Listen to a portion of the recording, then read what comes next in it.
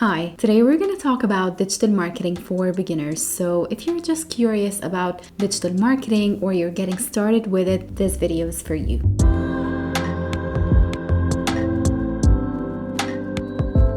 So the first thing we're going to start with is putting down a simple definition to digital marketing. Now, digital marketing is basically any sort of promotion or marketing activity that you run using digital channels. Now, when we say digital channels, you have to understand that before those channels were the go-to channels, there used to be traditional channels, and those were TV, radio, newspaper, outdoor advertising. Before digital marketing, those were the go-to channels for most companies. Nowadays, that's not the case. Digital marketing channels are more common because they're more affordable. So you'll be hearing more about things like search engine optimization, social media marketing, email marketing, or maybe pay-per-click advertising. Those are all digital channels that we will talk about, and those are the channels that digital marketing is mainly involved with. Now, before we talk about each one of those channels, you need to understand that what differentiates the best digital marketers out there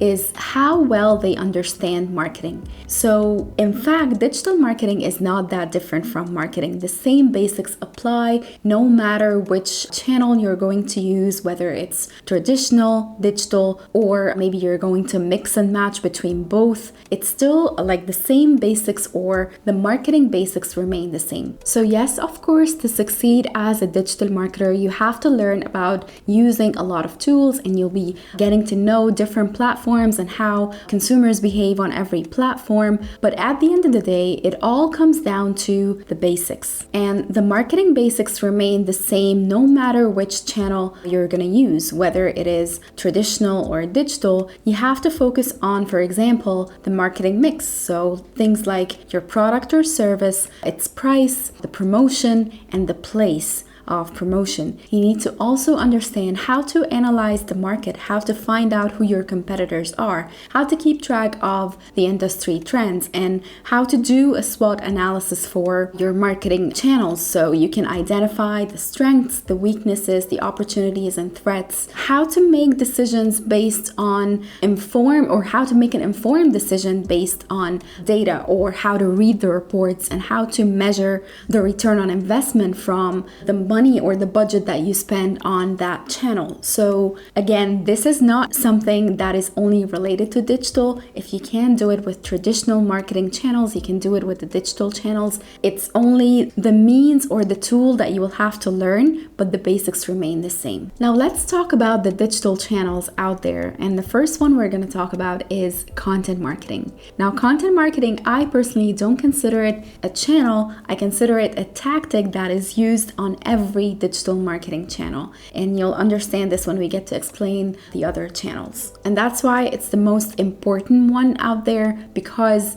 if you do it right, it can help you with so many different channels like SEO, social media marketing, pay-per-click advertising, email marketing. So content marketing is really like the main event that you're going to use on every channel. So what is content marketing? Content marketing is basically creating material to be shared online. So that would be things like videos, blogs, podcasts, or even social media posts. Those are all different types of content. And content marketing is not an explicit way to promote your brand. On the contrary, its main intention is to stimulate interest or to engage your audience and get them curious about your products or your services. So it's not a sales pitch, and it's not like those, printed ads that you get in the mail. This is not the purpose of content marketing. The purpose of content marketing is just to stimulate interest or to engage your audience in a fun way, or just to get them curious about your brand. And within the digital marketing channels, you'll find yourself creating content every time you're using one of the other channels, like whether you're creating content for your website, or you were working on your SEO, or sending out an email to your customer, or maybe creating a post for social media. you'll find yourself using content marketing on every one of those channels. The second digital marketing channel is search engine optimization, or SEO. Now, search engines like Google, Bing, or any other search engine, they work in a way, or their main goal is to recommend the best websites out there to the users who are searching for the relevant topic. So if you, for example, type a question in Google's search bar, Google will try and use its set of rules, algorithms to choose the best and most relevant websites to answer your question. Now, what you need to do as a business is to know what are the questions that the people who are looking for similar services would ask Google. And those are what we call the search keywords. Now, of course, you want to be the first or the second or the third, or at least on the first page of Google's results when people type in keywords that are related to your service or products. And how do you do that? By fulfilling Google's requirements, or making sure that your website is optimized for Google's results. Now, Google's algorithms, or the set of rules that you should play by in order to be recommended by Google, are always changing. And not each and every rule is announced by Google, so sometimes it's an unspoken rule. But overall, there are certain conditions or certain things that you need to be checking off your list. So for example, your website must be secure, it has to be fast, it has to be responsive to mobile devices, and of course your content or the page that Google would recommend has to have accurate content. It has to be relevant to the keyword or the search query that the user inserted. Of course, the more authoritative your website is, like how many traffic it gets or how many people link to your website, for example, because it has authority on that topic. So those are all things that would affect the way that Google perceives your website. And of course, also the structure of, or the layout of your content plays a role in how the algorithm would understand what this page is about. So you want to make sure that your website, or every page of your website, is fulfills those conditions in order to be recommended by Google or to be ranking on Google's first page results. The third digital marketing channel is social media marketing. Now, of course, you're familiar with different social media platforms, whether it's Facebook, Twitter, Instagram, TikTok, or even YouTube is a social media marketing channel. And the best thing about social media channels are that they are very popular. So every brand wants to be on social media, and this is usually the first thing that a company would do when they're trying to explore digital marketing for the first time, is that they would create a page on the platform they think is most important to their audience. Now, social media marketing is a great tool to create an audience or raise awareness about your brand or your business. So it may not be the best selling platform, or it may not be the best platform when it comes to converting customers, but it is your way to tell the world about your brand. So your goal from having social media marketing, or from incorporating social media marketing into your digital marketing, is to engage with your audience, is to inspire them to take an action or to do something, is to wow them or entertain them, maybe educate them about something, or give them value or create valuable content for your customers on social media. So don't go for the hard sell on social media specifically, because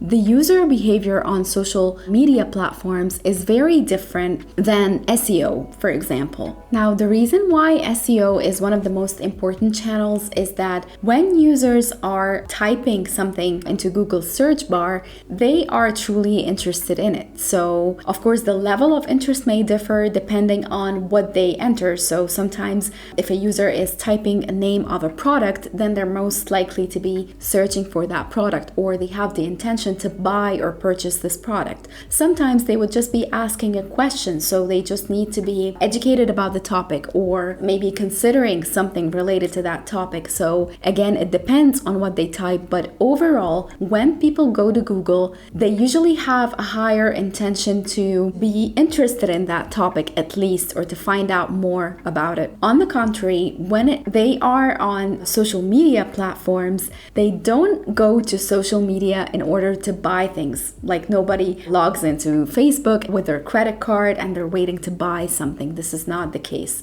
So we need to say that about or compare between both, because to understand how every channel works, you need to understand how the users use that channel. How do they behave on that channel? The fourth digital marketing channel we're going to talk about today is email marketing. Now, email marketing is basically sending out commercial emails to your customers. And what is really unique about email marketing is the fact that it's very direct and personal. So when you're sending out emails to your customers, you probably know who that person is. You probably have a little bit of information about them, like maybe their name, maybe the stage they're at, or how they got to know, or from where you got their email. So you know that they already know about you, or they have visited your website, or maybe navigated that product or that category of services. So you have the chance to build that relationship with your customer based on that first encounter that they've had with your brand. And so you have to use that information that you know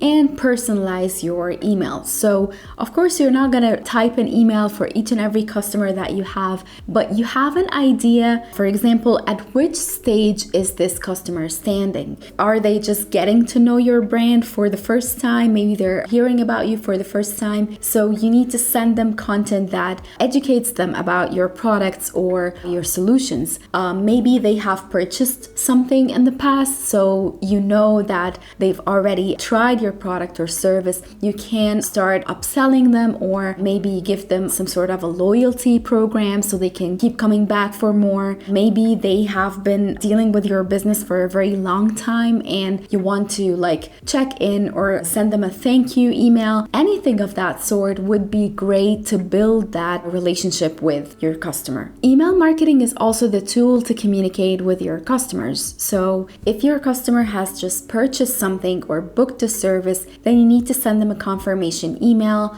or maybe inform them when they're going to receive their product. If they have received your product, then maybe you need to check in, get their feedback, make sure that everything went well. It's a great tool to check in on your customers and create that personal experience between the brand and the customer. The fifth channel we're going to talk about is mobile marketing. And mobile marketing is basically any sort of promotional messages that you send out to your clients or to your audience through mobile devices. So if you have an application and maybe you're using push notifications, those notifications that you get from your applications, this is one form of mobile marketing. The SMSs that you receive from maybe the stores that you visited or your telecom provider, those are also promotional messages or some sort of mobile marketing, and so on and so forth. So using those, also about creating that content or that message that would trigger an action, like maybe you're informing them about something that is a limited time offer or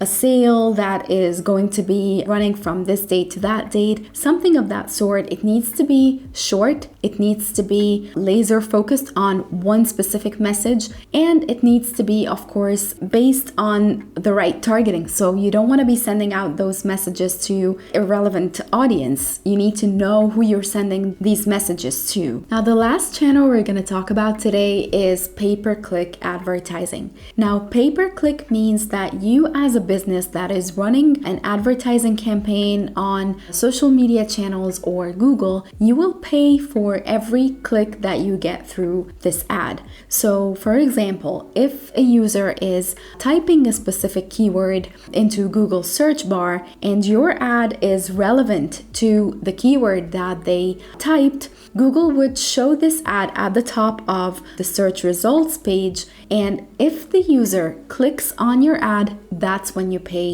for it. And this is why this module is very successful, because it is fair and you only pay for the clicks that you actually get. Now, if you don't already know, the cost of that click is determined by so many different factors, but the main factor remains the price of that keyword or how important that keyword is. Because the way this works, or the price of a keyword, is determined by bidding.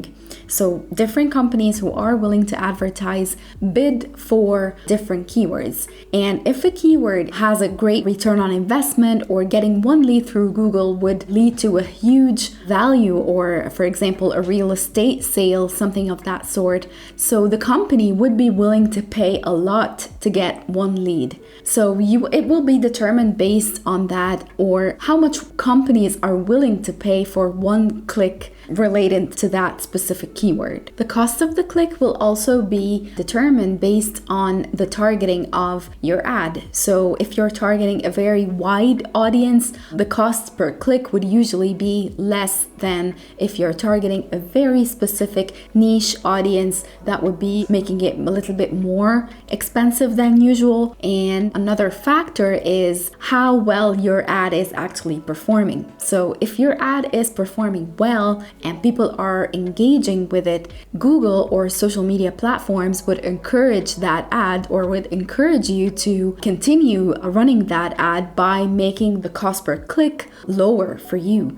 On the contrary, if your ad is not performing that well, they would raise the price per click. So those are the main factors that are usually at play when you're running a pay-per-click campaign. But the most important thing you need to think of when you're creating an ad is to make it engaging, and think of your target audience, because you would usually use short copy, a laser focused message, and just try to drive or give that motivation for a click so that you would get people interested and you would have a high traffic or a high number of clicks for that ad. Now, thank you very much for watching that video, and if you have any questions about digital marketing, we would be happy to help you. Just drop us a comment and we'll get back to you.